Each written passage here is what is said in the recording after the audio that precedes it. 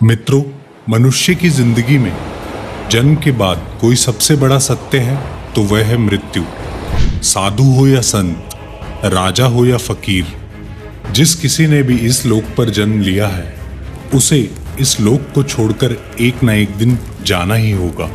ऐसे सत्य को जो लोग समझते हैं वो मोक्ष पाने की अभिलाषा में अपने जीते जी तो पुण्य कर्म करते ही हैं, बल्कि मरने के बाद भी कुछ कर्म ऐसे हैं जो मृतक के परिवार वालों द्वारा विधि पूर्वक किए जाए तो मृतक आत्मा को मुक्ति मिलती है। और मित्रों, इन्हीं कर्मों में से एक है अंतिम संस्कार के समय की जाने वाली कपाल क्रिया, जिसमें चिता में जल रहे शव के सिर पर 3 बार डंडा मारा जाता है। लेकिन क्या आप जानते हैं ऐसा क्यों किया जाता है? तो आइए जानते हैं। नमस्कार दोस्तों, मैं दीप्ति आप सभी को स्वागत करती हूं हमारे YouTube चैनल दी सनातनी गाल पर। आज हम बात करेंगे मृत्यु के बाद जो विधि है कि मनुष्य की मस्तिष्क को 3 बार दंड में प्रहार किया जाता है। आखिर क्यों? इसके बारे में गरुड़ पुराण में क्या लिखा गया है, आइए जानते हैं। गरुड़ पुराण के धर्म कांड में मृत्यु के बाद किए जाने वाले कर्मों से जुड़ी बहुत सी मान्यताओं का वर्णन किया गया है। इसी अध्याय में शव के कपाल पर प्रहार करने की प्रक्रिया से जुड़ी विभिन्न धार्मिक तथ्यों का भी व्याख्यान किया गया है। गरुड़ पुराण के अनुसार मृत्यु के पश्चात अंतिम संस्कार के समय शव को मुखाग्नि दिए जाने के बाद बांस के डंडे पर एक लोटा बांधकर शव के सिर पर घी डाला जाता है, और ऐसा इसलिए किया जाता है ताकि अग्निदाह के समय शव का सिर अच्छे से जल सके। इसके पीछे का एक कारण ये भी है कि मनुष्य के सिर की हड्डी बाकी अंगों की अपेक्षा ज्यादा मजबूत होती है, इसलिए उसे अच्छे से अग्नि में नष्ट करने के उद्देश्य से ही शव की खोपड़ी पर यह घी डाला जाता है। अब प्रश्न यह उठता है कि शव के कपाल को पूर्ण रूप से नष्ट क्यों करना आवश्यक है?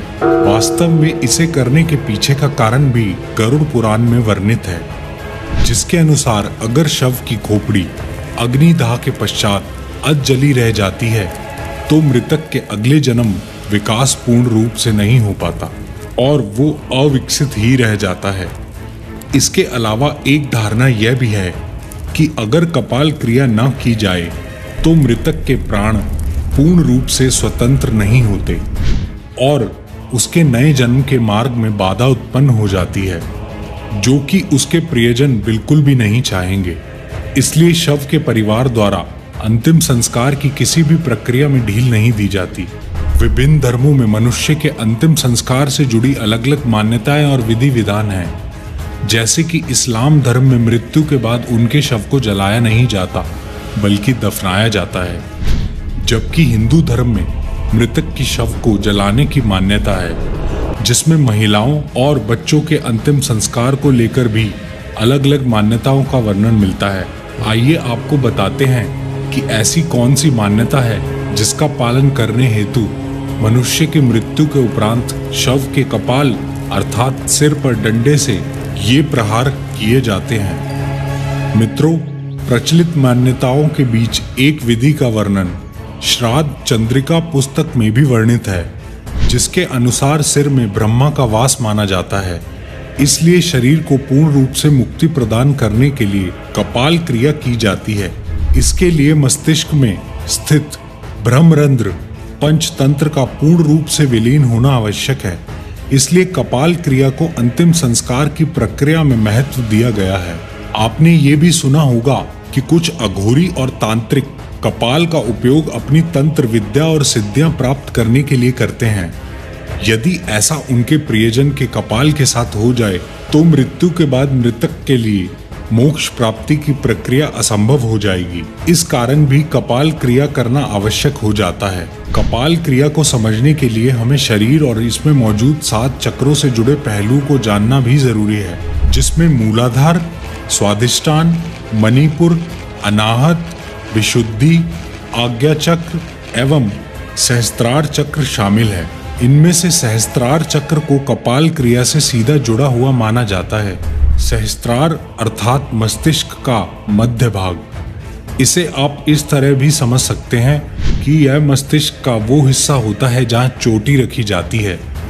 यदि व्यक्ति यम नियम का पालन करते हुए यहाँ तक पहुँच गया है तो वह आनंदमय शरीर में स्थित हो गया है। ऐसे व्यक्ति को संसार में संन्यास और सिद्धियों से कोई मतलब नहीं रहता। इस चक्र को जागृत करने के लिए लगातार ध्यान लगाने की आवश्यकता होती है। मूलाधार से होते हुए सहस्त्रार चक्र तक पहुंचा जा सकता है। इसे ही मोक्ष का द्वार भी माना गया है। वास्तव में धर्म शास्त्रों के अनुसार जब मनुष्य की मृत्यु होती है तब हमारी आत्मा उसी चक्र से शरीर को छोड़ती है जिस चक्र के आसपास हमारा संपूर्ण जीवन व्यतीत हुआ हो।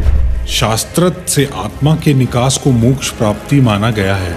शास्त्रत से जब आत्मा निकलती है तो कभी कभार मस्तिष्क को फोड़कर निकलती है। और मित्रों, ये भी जरूरी नहीं कि सातवें चक्र को जागृत करने वाले हर व्यक्ति की आत्मा मस्तिष्क को फोड़कर ही बाहर निकले, लेकिन ऐसा कभी कभी होता है। अगर किसी व्यक्ति की मृत्यु के दौरान अपने आप मस्तिष्क फट जाए तो मतलब साफ है कि वह साधारण व्यक्ति तो बिल्कुल भी नहीं रहा होगा और वह निश्चित ही मोक्ष प्राप्त करने वाला है। तो मित्रों, हिंदू धर्म में वर्णित कपाल क्रिया से जुड़ी ये मान्यताएं और विधि हिंदू धर्म में विश्वास रखने के लिए किसी नियम से कम नहीं है। चाहे आप इन मान्यताओं में विश्वास रखते हो या नहीं, ये मान्यताएं अप्रत्यक्ष रूप से आपके जीवन से लेकर मरण तक आपसे जुड़ी हुई हैं और इसलिए इनके बारे में जानना जरूरी है। मित्रों, आपको अगर आज के विषय पर हमारा वीडियो पसंद आया हो तो हमें प्रोत्साहित करने के लिए हमारे चैनल को सब्सक्राइब एवं वीडियो को लाइक शेयर अवश्य करें। आप अपना सुझाव हम तक कमेंट बॉक्स के जरिए पहुंचा सकते हैं।